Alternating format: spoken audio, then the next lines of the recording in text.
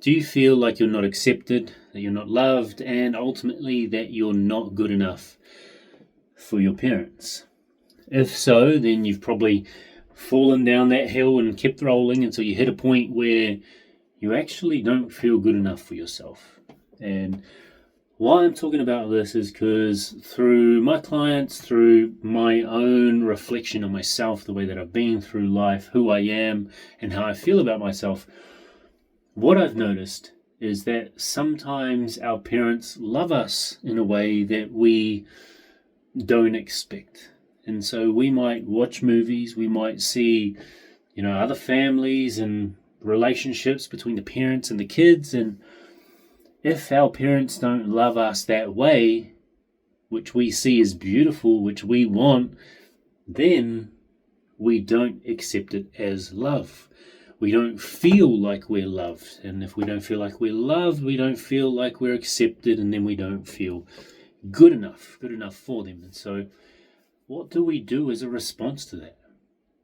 We continually test what we can do, how we can show up, and who we become, so that we finally get it, so that they finally bloody love us.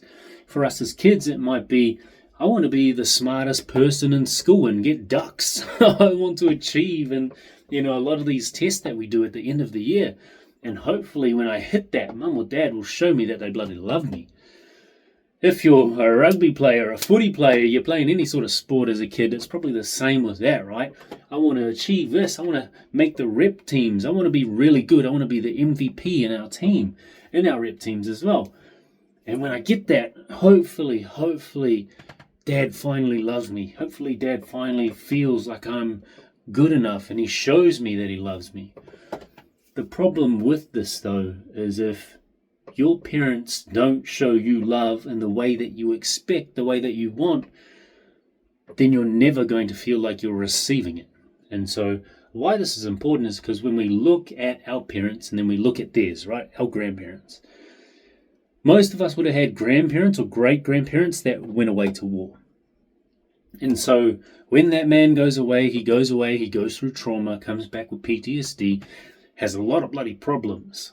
And most people, when they look back at that, they say, oh, he completely changed. Granddad, dad, he completely changed. He wasn't himself. And that makes bloody sense, right? Because if you think about PTSD, trauma, what it is that they had to experience, the thing that they thought was safest and strongest and the most masculine for them to do for their family when they got home with those feelings, with that pain, with that trauma, is that if they can shut themselves off, shut the emotion, the feeling down, that probably leads to safety for you guys, because you're not going to have to understand what it is that he went through, what it is that he's still feeling to this day. And so that'll end up becoming disconnection, right? You think about the kids. He comes back, they really want him back. I'm not going to show you how I feel, which to the kid might ultimately mean, well, he doesn't love me like he used to love me, or he doesn't love me like I want him to love me. But for dad, for granddad, for great-granddad, that would have been, to him, the safest thing for him to do as a man, as a dad, right? Is to not show up with those feelings, with that emotion, just in case he passes that on to you. Not understanding that if he doesn't show up like that, if he doesn't work on himself and what he's been through, then that's probably going to happen. They're going to feel like they're not connected. They're disconnected. Same thing with the wife. They're going to be disconnected as well, because he's not going to be able to show love the way that he did, or affection. And so the man shows up that way. It's what he thinks is going to be safest for his partner, his kids.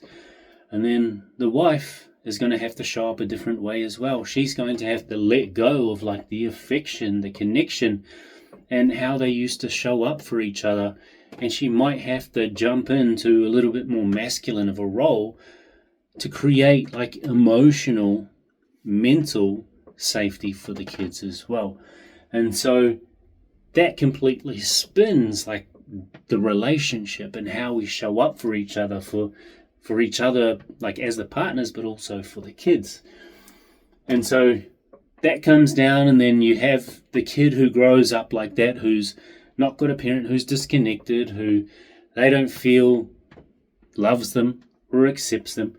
And so they're constantly trying to figure out how to get that. Like, how do I work to bloody get this? And so a lot of those kids, they become workers at home. They're constantly doing all the stuff around the house to hopefully get acknowledgement, right? And acknowledgement being for them maybe the closest thing to love that they can attain or get or receive. And so they're doing that, or they're helping mum look after the kids and do all of the stuff that she does around the house while dad's at work.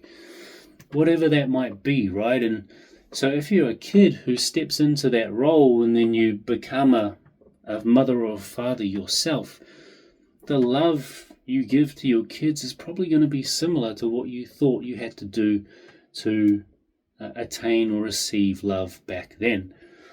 And so for us now, why that's important, right, is because we've grown up with a lot of TV, a lot of different movies that we watch, and maybe even seeing like parents who show their kids like love properly, fully.